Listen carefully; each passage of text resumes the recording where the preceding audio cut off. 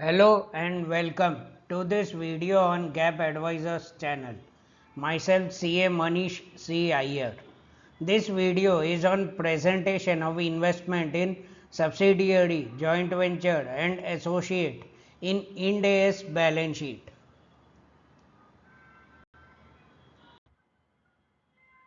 In this video, first we will see how companies are presenting investment in subsidiaries, joint ventures and associates in their balance sheet.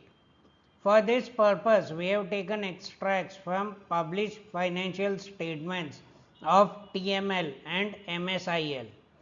Second, we will discuss the requirements of Schedule 3. Third, we will discuss the requirements of Ind AS 1. And last, we will discuss whether the presentation will change under Ind AS 118, which will replace Ind AS 1 shortly. If you watch this video till the end, you will understand the presentation practices followed by listed companies on investment in subsidiary, joint venture and associate, requirements of Schedule 3 to the Companies Act, requirements of Ind AS 1 and the change that might be required under Ind AS 118. Before starting the discussion, I would like to make it clear that the views expressed in this presentation or video are my personal views. The same are not binding on the viewer or a listener. I do not accept any responsibility for action taken or not taken by any viewer or listener based on views expressed in this presentation or video without my consent. Viewers or listeners are recommended to seek the help of an expert before taking any action or not taking any action based on views expressed in this video. This shows the extract of balance sheet of TML as at 31 March 2025. You can see that the company has presented a separate line item for investment in subsidiary, joint venture and associate. This shows the extract of balance sheet of MSIL as at 31 March 2025. You can see that the company has not presented separately investment in subsidiary, joint venture and associate. Therefore, it is not understandable from the balance sheet whether the company has investment in subsidiary, joint venture and associate.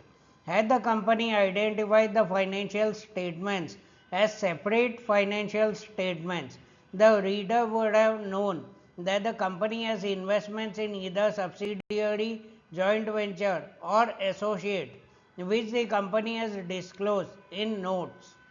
It may be noted that Ind AS does not define standalone financial statements.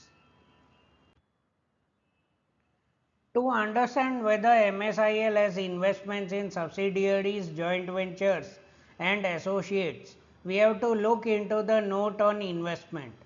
An extract from the note on investment is given, which discloses that the company has investment in subsidiaries, joint ventures and associates. Thus, listed companies are not following uniform practice with regard to presentation on investment in subsidiary, joint venture and associate in balance sheet. A question arises whether companies are required to present the investment in subsidiary, joint venture and associate as a separate line item in balance sheet or whether they have a presentation choice. To answer the question, we shall understand the requirements of Schedule 3 to the Companies Act and Ind AS 1. The balance sheet format in Division 2 of Schedule 3 to the Companies Act does not specify investment in subsidiary, joint venture and associate as a separate line item. Therefore, the presentation by MSIL may be claimed as in accordance with Schedule 3.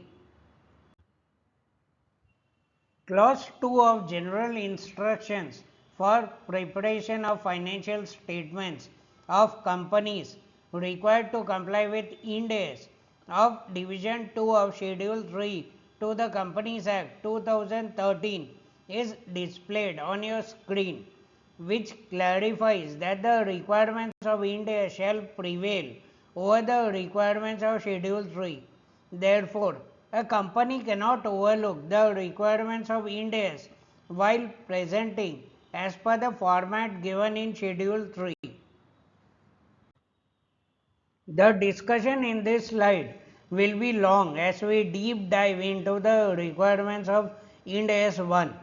Ind AS 1 does not require specifically to present investment in subsidiary, joint venture and associate as a separate line item in balance sheet. However, Ind AS 1 provides principles on aggregation. There are 3 paragraphs in Ind AS 1 relevant to the case being discussed. Para 55 of Ind AS 1 states that additional line items must be presented in balance sheet when such presentation is relevant to an understanding of the company's financial position. It could be that MSIL does not think that a presentation of additional line item of investment in subsidiary, joint venture and associate in balance sheet is relevant to understanding the company's financial position. This could be the case if those investments are not material. Para 59 clarifies that the use of different measurement bases indicates that the nature or function of the asset or liability differs from others. It may be noted that MSIL has measured investment in subsidiaries as joint ventures and associates at cost in accordance with para 10 of Ind AS 27, whereas other investments are measured at either amortized cost or fair value in accordance with Ind AS 109. Therefore, the nature or function of investment in subsidiary, joint venture and associate differs from other investments of MSIL. Para 30A states that companies must make an informed decision on aggregation criteria. Para 30A clarifies that aggregating material items that have different nature or function reduces the understandability of financial statements. Therefore, if the investment in subsidiary is considered as material in the context of MSIL financial statements, para 30A of Ind AS 1 would mean that the company has reduced the understandability of its balance sheet by not presenting investment in subsidiary, joint venture and associate as a separate line item. The question is how to know whether the investment in subsidiary, joint venture and associate is material for MSIL. Ind AS 1 leaves it solely to the judgment of the company. However, the application guidance of Ind AS 118, which will replace Ind AS 1 shortly, clarifies that if there is a fair chance that the users may question why the investment in subsidiary, joint venture and associate is not presented as a separate line item in balance sheet, that information shall be considered as material. Therefore, in such a case, either the company needs to disclose justification for not presenting investment in subsidiary, joint venture and associate as a separate line item in balance sheet, or present the same as separate line item in balance sheet.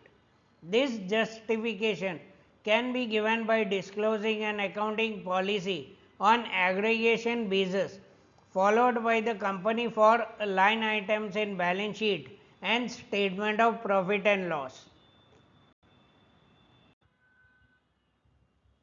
Ind AS 118, equivalent to IFRS 18, will be replacing Ind AS 1 shortly. Therefore, it is important to understand whether the presentation will change under Ind AS 118. As the requirements of Ind AS prevail over Schedule 3, I am not speculating on any changes in Schedule 3 here. Ind AS 118 provides guidance in a bit more detail on aggregation and disaggregation for presentation of line items in primary financial statements and disclosures in notes. Companies have to make an informed judgment on the aggregation basis under Ind AS 118. For example, if TML would like to retain the presentation of investment in subsidiaries as a separate line item, it may make a judgment to aggregate based on function. The function of investment in subsidiaries is different from other investments that are held till maturity or for capital appreciation or held for trading. If MSIL would like to retain the presentation of investment in balance sheet, it may make an informed judgment to aggregate based on nature such that all investments are aggregated in a single line item and disaggregated in notes. This could require term deposits in banks held as investment to be aggregated in the investment line item. Presently, companies are presenting as per Schedule 3 requirements. I am in no position to speculate about the changes in Schedule 3 consequent to Ind AS 118 becoming effective. My recommendation would be that Ministry of Corporate Affairs must notify amendments to Schedule 3 at the earliest. Ind AS 118 provides options to companies to select aggregation basis, which makes it mandatory for the companies to disclose the basis the company has adopted in material accounting policy.